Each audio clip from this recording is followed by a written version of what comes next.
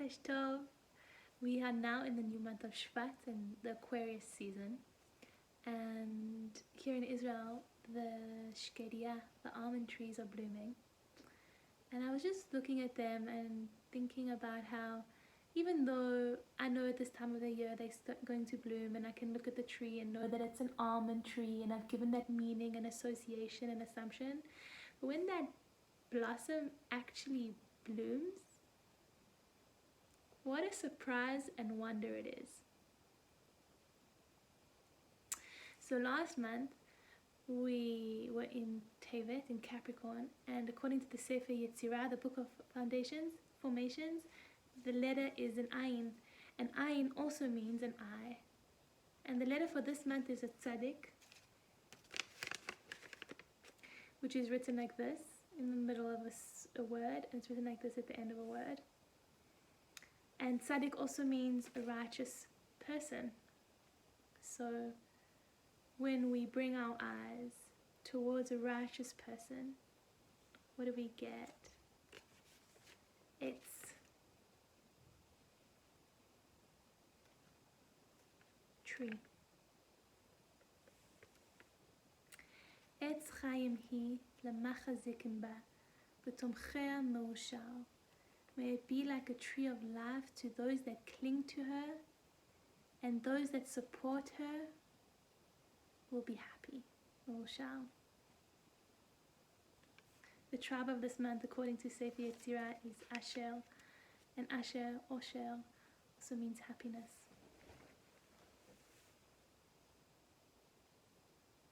It's a celebration of trees this month. Tu b'Shvat, the full moon, where we have this Kabbalistic seder and ceremonial space. Drink 4 cups of wine and bring all different types of fruits with different symbology, and really get into a deep sacred ceremonial space around creation and celebration of the trees. The stomach, which is the organ of this month, is the first place that receives the food after we've chewed it and swallowed it. It helps send acid and enzymes to break down the food so that it can be moved along to our intestines for further digestion and absorption of the nutrients. And in the stretching of our stomach, we sense our fullness. So it's indicating to us when we're hungry and when we're satisfied. Savati. Savati is satisfied. I'm feeling full. And Sava can also mean Sheva, 7. So there's also a link between Shabbat and Shvat. This month, Shvat and Shabbat. And that correction around our eating and tasting.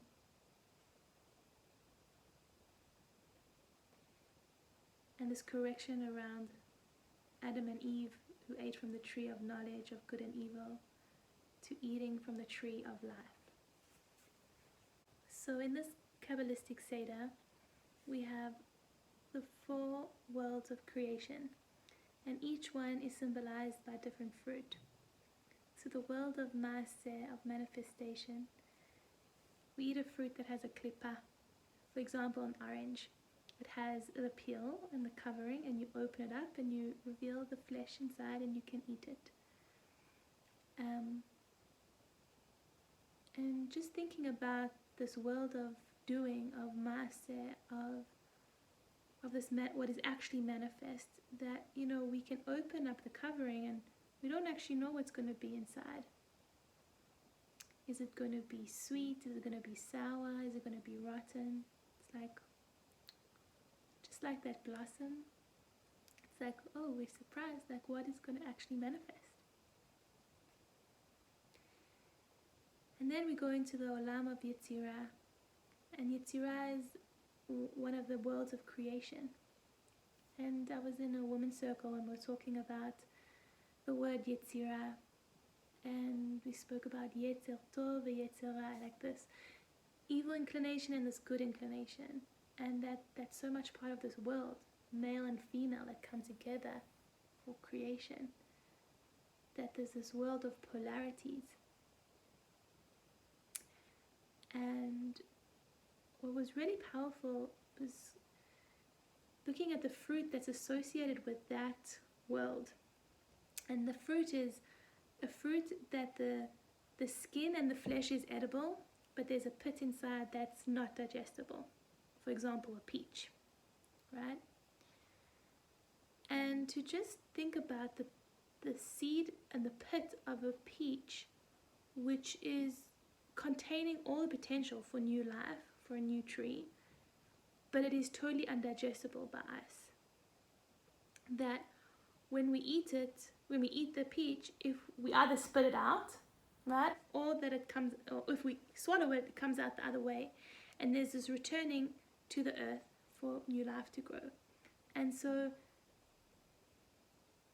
what was really powerful for me in that was thinking about being in this time-space reality with all of its diversity and contrasting experiences, that sometimes we can be exposed to things that are just not digestible. And that what we can do with those is actually just to take it out. It's not digestible by our human body, but when we take it out, we give it back, we take it out it returns to the earth. That is then what perpetuates more life.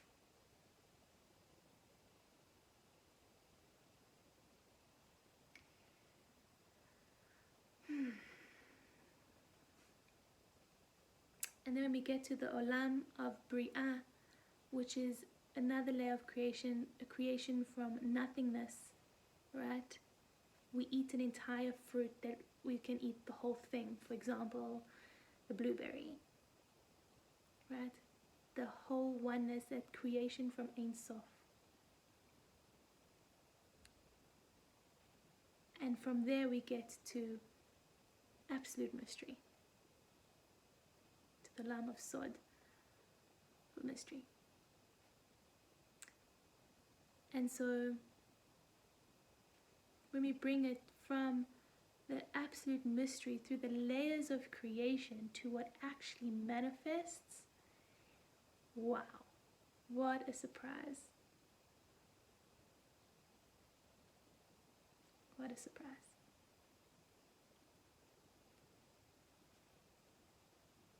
And when I contemplate how this is so relatable to the organic intelligence paradigm, in my experience, it's that movement from that phase one of chaos, of like right and wrong, I like it, I don't like it, approach avoidance, at the tree of knowledge, and this movement towards phase three, which is towards something else, where it's holding both, right? It's this world of polarity and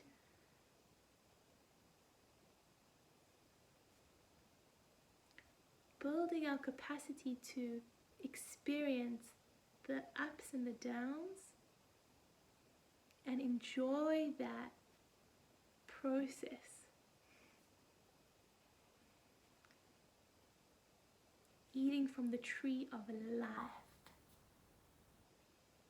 Someone once said to me, which I thought was really powerful, was, because even just thinking about Tzaddik, it also means it's someone righteous, it also means right? But it's not tov and ra, which is good and evil, but Tzaddik also means atat tzodek, like you're right. And I was just thinking about like how many times we can be in a conflict with someone, and then they can be like, fine, you're right, I'm wrong, and like somehow the conflict is supposed to be resolved from that, but it's never really satisfying, like really, because the conflict, that the essence of it is not about being right and being wrong, it's about the compassion and empathy and connection underneath that, right? So a lot of conflict can be still at the level of like, if they could just see how right I was about this, then we wouldn't even be having this conversation, right? And someone once said to me, like, do you want to be right or do you want to be happy?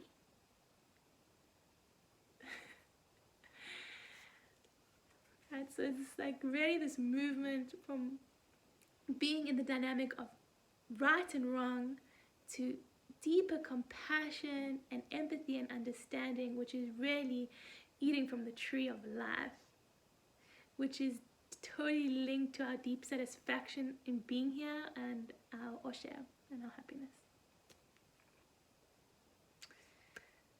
May we have a blessed Aquarius season and Shvat. Thank you so much for listening.